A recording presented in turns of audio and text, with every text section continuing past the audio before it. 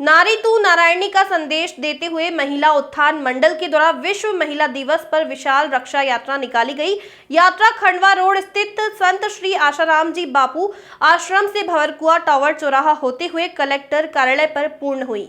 इस यात्रा में आकर्षक झांकियों द्वारा कन्या भ्रूण हत्या, गर्भ संस्कार, मातृ पितृ पूजन, घर घर तुलसी लगाओ अभियान, गौ सेवा अभियान, व्यसन मुक्ति अभियान, कन्या गर्भपात रोको अभियान जैसे नारी सशक्तिकरण और महिला जागृति से संबंधित राष्ट्र हितकारी ज्वलंत मुद्दों पर समाज को संदेश दिया गया।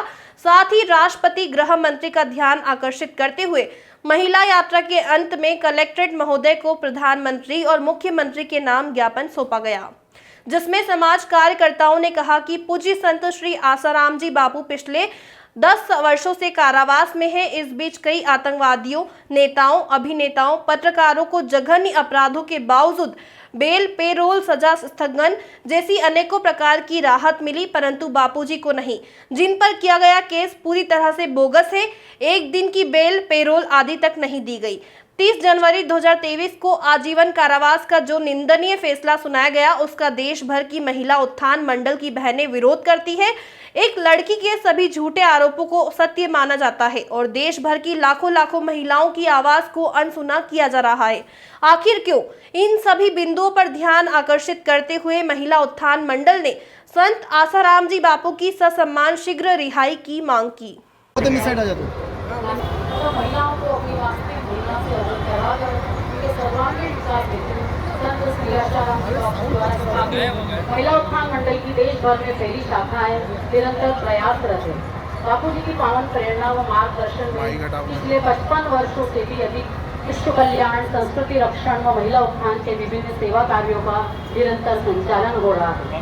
पूज्य बापू जी के जीवन उपदेशों तथा उनके द्वारा चलाए जा रहे विविध संयम, सदाचार प्रेरित सेवा प्रकल्प से लाखों बच्चे सुसंस्कारित हुए हैं। युवक युवतियों को महिला मंडल से इंदौर से बोल रही हूँ। मैं महिला मंडल की सदस्य और बापू जी से कम मैं 35 साल से जुड़ी हुई हूँ और आज तक हमने ऐसा कुछ नहीं देखा जो बापू जी को मतलब इस तरह से जो अंदर रखा गया है, उन पर जो षड्यंत्र के अंतकर उनको अंदर किया गया है। और मात्र एक लड़की यदि आरोप लगा देती है तो उनको अंदर कर दिया जाता है। एक दिन का भी मतलब समय नहीं दिया जाता है और हम लाखों करोड़ों महिलाएं मांग कर रहे हैं। आज 10 साल से हम मांग कर रहे हैं कि हमारे बापूजी निर्दोष है, उन्हें रिहा किया जाए, मगर आज तक किसी ने कोई नहीं सुना। तो ये भाई कौन सा कानून, हम तो ये जानते नहीं कि ये कौन सा कानून है। हमने ज्ञापन इसीलिए किया है कि हमारे बापूजी निर्दोष है, उन्हें शीघ्र मान सम्मान से रिहा किया जाए और जो हमारे जो कार्य अभी रुक रहे हैं उनके कारण वो हमारा और बढ़े। जब साधु संतों का सम्मान होगा तभी ये देश महान बनेगा, वरना इस देश को आगे कोई नहीं बढ़ा सकता है। हरिओम। परम पूज्य मेरे गुरुदेव के चरणों में कोटि कोटि वंदन। आज हमने जो महिला दिवस पर ये रैली निकाली है, इसका एक ही मकसद है कि हमारे बापू को रिहा करो, क्योंकि उनका और ये पढ़ना नहीं है पुस्तक और धर्मांतरण के उन्होंने कितने कार्य किए हैं। पहला काम उनका ये, दूसरा ये जो उन्होंने इतने गरीबों के लिए भंडारे, अन्न वितरण, प्रसाद वितरण, पैसा वितरण जो कर रहे हैं, वो कभी भी किसी मीडिया ने, किसी भी ने आज तक नहीं दिखाया। क्यों नहीं? बुराई तो आप दिखा देते हो, अच्छाई क्यों नहीं दिखाते हो? और जबकि उन्होंने कुछ किया ही नहीं है, उनके पास कोई बुराई नहीं है, फिर भी आप उन्हें बुरा करके दिखा रहे हैं। और तीसरा कार्य, ज्ञापन दिया गया, क्या मांगे? आज ज्ञापन में हमने बापू की रिहाई के लिए मांग की है, क्योंकि उनको 10 साल हो चुके हैं। महिला उत्थान मंडल की तरफ से उनकी रिहाई के लिए मांग की गई है। 10 साल हो चुके हैं, उनकी इतनी तबीयत खराब होने के बावजूद भी आप लोग उन्हें रिहा भी नहीं कर रहे, पैरोल भी नहीं दे रहे, जबकि हर किसी को पैरोल मिल चुकी है, उन्हें क्यों नहीं मिल रही है?